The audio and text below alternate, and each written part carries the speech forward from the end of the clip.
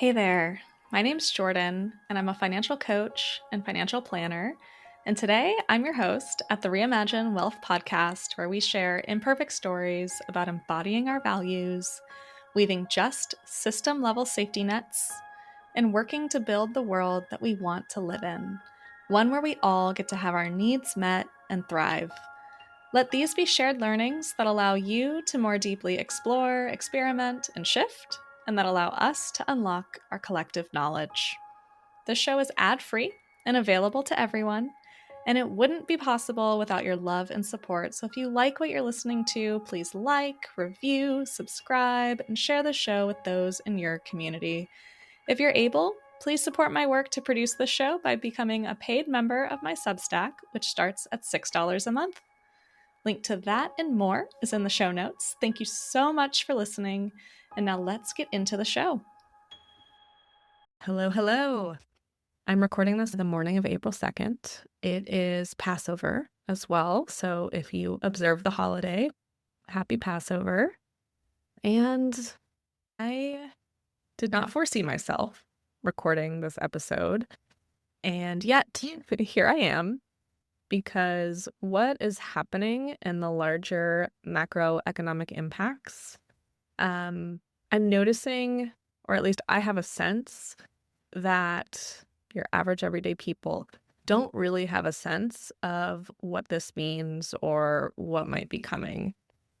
I'm recording this to give you all agency and informed consent around what is happening, what's going on, how it might impact you, and ultimately help you better prepare. Of course, we as individuals don't have direct control over what is happening with the war or what's happening at the macroeconomic level, but we do have control over how we respond, how we prepare, as well as how we come together. The more powerful thing is how we come together to take care of each other in deepening economic hardship. And I want to say, I am not an expert. This is all speculative. Everything I'm sharing is based on research I've done, things I've been listening to, my own perspective. I, of course, have to pay attention to the news for my job. And I am climate collapse / prepper curious just because of the times that we live in. I am not someone who responds to the latest headlines and can have a hot take, hours after the latest news event. But I wanted to just record a quick update to connect these dots because I think it's intentional that this information is not being more accessibly shared. What I'm seeing is that it's really kept in professional middle class news channels, as well as within finance bro land. But I'm not seeing it enter everyday conversation, and maybe that's just me. And so I'm going to share more about, what is happening and what might this mean for us with the war that we're in with Iran. And I don't share any of this to scare any of you. It's really not my intent. And I personally feel very concerned about what's happening and about the ramifications that we may or may not see. I hope we don't see them. And it's possible that we do. So that's why I'm recording this. So that you have ways to prepare yourself and have greater agency over what may come down the line. And first and foremost, if you or your loved ones are in Iran, Lebanon, in any of the locations that are being bombed right now, or in the Middle East and being directly impacted by the war, by the violence that my country and Israel are carrying out, I am so deeply sorry. And I know that doesn't cut it. I know that feeling grief over what's happening does not change the situation, but my heart truly does go out to all of you. And I view all of us as being very interconnected. At the same time, the genocide in Palestine is still happening, and I don't want to take attention away from that either. We also are continuing to withhold resources from Cuba and putting them in a dire economic situation. And I weave in all of these different connection points because I want to take and invite us to lean into an internationalism lens, because everything that's happening is so interconnected to our global supply chain, to our global economic system, and ultimately to the ways that we all may live self-determined, fulfilling lives. But as I zoom out, I want to just name, what is happening and what does this mean in terms of our global supply chain? And if you're already deep in this might be redundant for you. So skip ahead if you want to end on a hopeful note about what we can do to care for each other in these times. So, from a global supply chain perspective, there's a couple things that are happening. Starting first with what probably most people have heard about, if you've heard anything about this, is the Strait of Hormuz. That is where 1/5 of the world's oil passes through. If you have been aware of what's going on, you've probably heard that it is shut down, closed, and that remains the case as of the date that I'm recording this. The reason for this closure is not simply that Iran is closing it, although yes, that is kind of a simplification of what's happening. But it's also the fact that insurance companies are dropping the war risk coverage. So this has always kind of been a risk, right? There's always been a risk that ships passing through the strait get attacked. But there was insurance coverage called war risk coverage that mitigated that risk. And so now, based on the violence of the war, insurance companies are no longer providing that war risk coverage because obviously of the fear and now increased likelihood, if not almost a guaranteed likelihood, of those resources being bombed or attacked. So what's happening is that there are ships that are just sitting in the Gulf with nowhere to go, basically. At the same time, there's also been bombing of oil tankers, oil depots, oil fields, ports, including things like Qatar Energy, which has 20% of the world's liquefied natural gas. So major fossil fuel infrastructure is being impacted. And in some spaces, I have heard this commentary of like, oh, good, this is like a good time to, move people towards renewable energy. And I empathize with where that's coming from, but I don't think people are connecting the dots to the fact that our fossil fuel infrastructure underlies our entire global supply chain. So yeah, if you can get an electric car, like good for you. That's great. We are not, because of the way that the fossil fuel industry has interwoven itself into our policies, our politicians, because of our economic system that upholds the enclosure of wealth and power, we have not transitioned our infrastructure to where we need to be to become less reliant on fossil fuel infrastructure. So I really understand where that's coming from. I, of course, too, would love to have a just transition made possible. I would love to have a just transition today. If you're listening to this and you're thinking, what the heck is a just transition? I've linked in the show notes my episode 1 of season 2, which goes deep into a just transition theory of change and what it is. But connecting it back, the reality is we are not close to that. And so this is going to really hurt your everyday people way more than it's going to hurt the fossil fuel industry. So let's talk a little bit more about that. Based on everything that's been happening for the last little over a month, we are now seeing and have been seeing over the last few weeks, different countries respond. Most countries are trying to conserve energy as much as possible. We're seeing things like 4-day work weeks being implemented. Like Sri Lanka, for example, every Wednesday is a public holiday so that they can conserve energy. We're seeing countries roll out different measures to reduce their reliance on needing fossil fuels to run their factories, to get people to and from work, and just to run their economy. We're seeing jet and diesel fuel be cut off. Even recently, the UK just received its last shipment, essentially, of jet fuel. So after this, there's not currently plans that I'm aware of for them to receive more. We are seeing airlines cancel flights because it's actually more expensive for them to fly the plane because of the cost of jet fuel than it is to have maintained the price when people originally booked their tickets. We're seeing countries like Australia encouraging citizens to conserve as much as possible, and even lifting taxes on gas and fossil fuels to drive down those costs, those energy costs. So that's kind of what we're seeing in some cases. This is not comprehensive of everything, every measure that every country is doing, of course. But those are a few things that we're seeing in terms of how other countries across the world are responding. And what you might notice is this is similar-ish to how different countries responded in COVID. There was a consolidation of essential activities. What is essential to run this economy? We are seeing countries start to think about that in a new way in response to what's happening in the Middle East. Okay, now, of course, we're not really seeing that here on Turtle Island.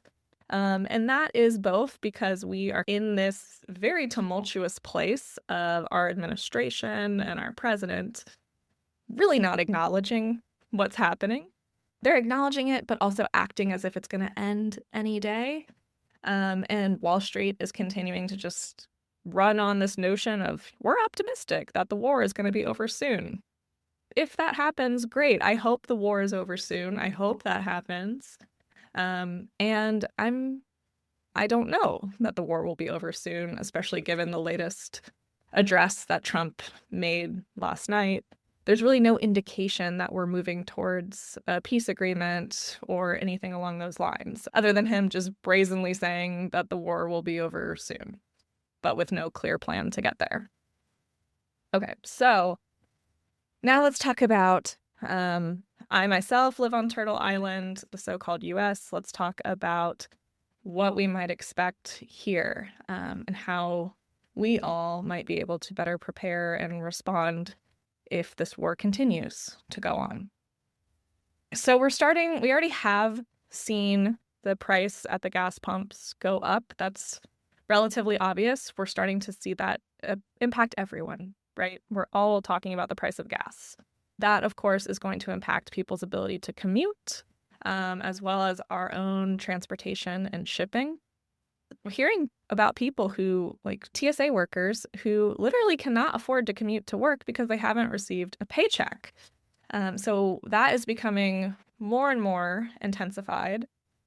But a few other things that I don't think people are as aware of are the impact of fossil fuels in our industrialized agricultural system. So because of how we have structured the economy, we are very reliant on fertilizer in our own industrialized agriculture.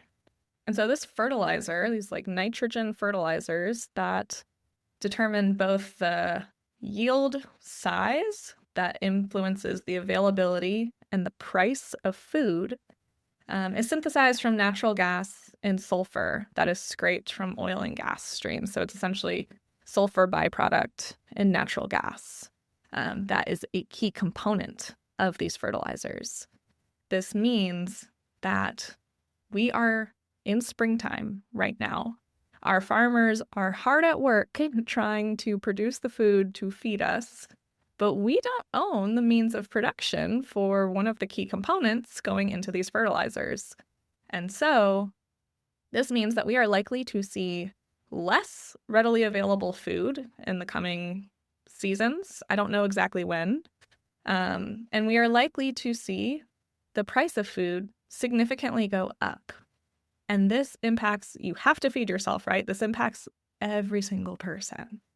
And we're already hearing people who are on a fixed income, people receiving Social Security, people receiving disability, people who are already rationing their checks to get through the month.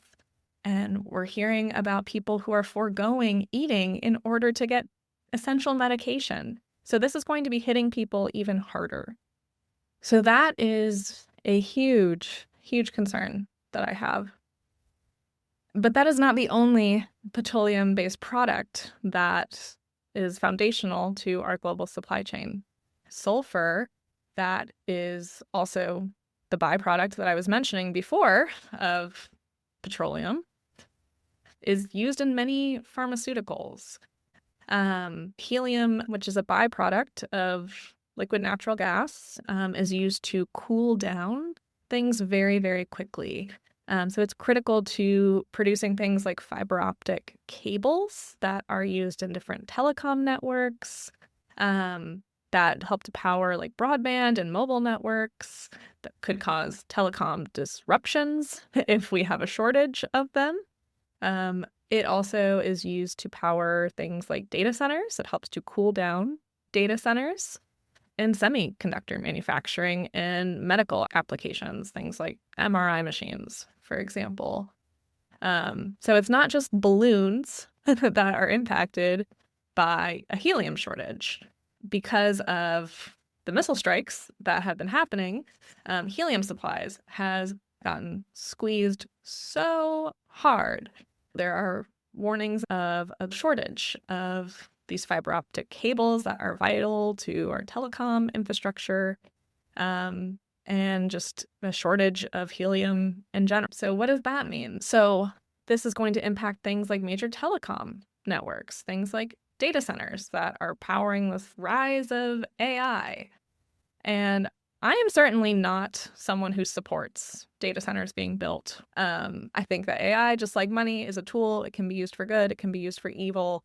In an economy that is set up to enclose wealth and power, we're going to be using AI to do that. And that's what we're seeing play out. But with that in mind, we're already seeing massive layoffs. We just heard about Oracle laying off 30,000 people. The data that we're seeing and, the latest jobs report has yet to come out, should be coming out soon. But we're seeing that the hiring trends right now is comparable to April in 2020. And I don't know about y'all, but if you remember April, the month right after we were in lockdown, I don't recall anyone hiring. So people are already really struggling to find a job. People are getting laid off more and more. I'm concerned about what does this mean to our economy, and what does this mean in terms of job loss, unemployment, and also the ability for people to find other jobs. So again, this is where something like a way to transition away from our extractive economy and towards a regenerative economy is so, so, so essential. And so this is not a laundry list of, every single thing that's going to be impacted by the destruction to our global fossil fuel infrastructure. But this is just to lay that foundation that, yes, the price of gas is going way up, but also the price of food, the availability of food, the impact to potential jobs, the impact to the economy, the impact to get other essential resources that helium and sulfur are essential to, is likely to be disrupted unless something majorly changes with this war or the opening of the Strait of Hormuz.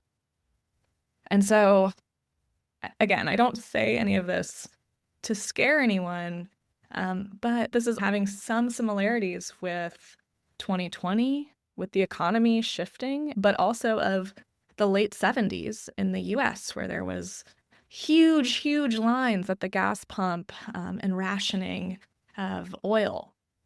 And if I were to summarize this in one sentence, this all has the potential to, or in some places already is, deepening our economic crisis that we're already in. People already cannot afford to pay for their current lifestyle in so many ways. So this is likely to make that even worse. And that is why I am wanting to take this very seriously. And so this is the like, oh shit, I don't want you to jump into despair, because I understand that this is really scary and not in our control as individuals. And I'm going to share first. Again, I'm recording this to give you all agency and informed consent around what is happening, what's going on, how it might impact you, and ultimately help you better prepare for yourself and ultimately more collectively.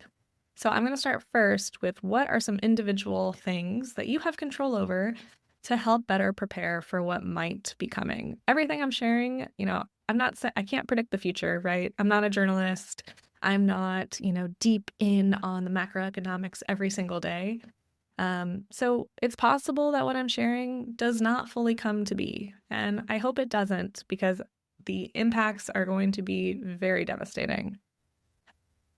But there's nothing wrong with being prepared. So here's a few things that you can do to help better prepare yourself. And then I'll talk more about what we can do collectively to prepare our communities, as well as support each other if we get into even more dire economic situations. Small things like keeping your gas tank at least half full at all times. We don't know when we might be needing to ration gas if that becomes something we end up having to do. There are other countries that are already starting to take measures to do that. So having your gas tank at least half full is a good way to just stay prepared. Second, if you already are going to the grocery store or have a Costco membership or some type of like buying in bulk opportunities, great time to do so. And let's not go back to the COVID like toilet paper era where we're all like fighting each other for these resources. There's still enough. There's still enough to go around. Just because we're entering, possible rationing does not mean we need to get 20 pounds of rice today, for example, just for ourselves. So when you go to the store, just buy an extra large bag of rice, buy an extra large bag of shelf-stable food, or buy like one thing in bulk. You don't need to buy everything in bulk right now. But every time you go, just try to buy a couple additional shelf-stable items, just in case we do enter a point where we need to ration, or just to cut down the cost of food that may or may not go up. So there's a couple things that you can just integrate into your day-to-day life. If you live in a city or a place where it's safe to bike, if you don't already have a bicycle, you might want to consider getting one if you have the means to do so. This would allow you to get around without needing to use gas, and could be just a nice way to also get outside and enjoy springtime. If you also live in a place with solid public transportation, bus systems, train systems, any type of transportation sharing, this is a great time to practice doing those things. If you normally drive your car, and do an experiment. Take the bus for a week. See how that goes. I myself live near a train station, so I'm going to try to start taking that more often. Or just trying to ride my bike to more places. I recognize that if you live in a rural area, that might be less feasible for you. But also offering to provide rides to people or to carpool is another way to reduce the amount of energy that we're just using in our day-to-day lives. And then there's always the more basic, just general energy conservation measures, like turning off the lights when you're not using them, not running your AC or your heat, using less energy to heat things like water, things like that, unplugging devices that you're not using in your home. If you are someone who has access to a garden or to growing space, now is a good time to experiment with starting things from seed or to trying to grow your own herbs, your own vegetables, fruits, whatever that looks like for you. Also keeping cash on hand in small bills in the case of a widespread outage. We actually had this happen in Texas in 2021 with the winter storm. We could not make electronic payments. Debit and credit cards couldn't be accepted because the grid was down. Having that cash on hand could help if we ever experienced an outage for a longer period of time. I don't want to pretend that, it's up to our own individual actions. We have to have a coordinated collective strategy. And ultimately, so much of this is more powerful when we come together to dissent, to push back on what our administration is doing, and to try to stop this war. So, if you are not already finding yourself with a political home, now is a good time to start trying to build different relationships, joining different organizing communities, find one near you, get angry, get mobilized, and bring other people in and start talking to people about what's happening. Everyday conversations of like, hey, look at the price of gas. That is an invitation into an organizing conversation. That is an invitation to connect the systemic forces that are affecting us to people's individual agency and the ability to be a part of something greater. Alongside that, beyond what we can do to care for ourselves, we can also do things to take care of each other. Things like doing a potluck or cooking one big meal that you can invite people over to share is an example. Or a big meal that everyone contributes one ingredient towards is another example. Now more than ever, the community pantries, free fridges, those are all going to be utilized probably at an even higher rate than they currently are if we see food prices go up, if we see the other prices of items go up. So definitely contributing to those. If there's not one in your area, maybe this is the time to start a small experiment. Checking in on your elderly neighbors, checking in on people who might be receiving disability, checking in on people who you think might be experiencing some economic hardship. You can offer to run to the store for them. You could offer to buy an item for them. You could also have them over for a meal or drop off a meal. You can also get involved in different mutual aid projects in your community. And also supporting local farmers, those who run or provide community-supported agriculture, CSAs, supporting regenerative farms that don't rely on these petrochemicals in their fertilizers. We're seeing a need more to have more control over our means of production. So supporting your local farmers, supporting those that are not using major petrochemicals is going to also support us becoming less reliant on fossil fuels in our food system. I will also, in the show notes, be sharing links to the series of essays that I wrote around building community in these times. These are all experiments and examples that you can try or adapt for yourself. It includes step-by-step instructions on how to make it happen, so check those out as well. Those are all small and large-ish ways to move a little bit more collectively. I recognize this is becoming a long list and it might feel overwhelming. Think of this as a menu of possibilities, a preparation menu, so to speak. Maybe choose one, maybe choose two. I would suggest choosing one that feels really easy to start doing and integrating. And then as that becomes part of your routine or just integrated very easily into your life, maybe start doing another. So don't feel like you need to do all of this, but maybe just start small and build from there.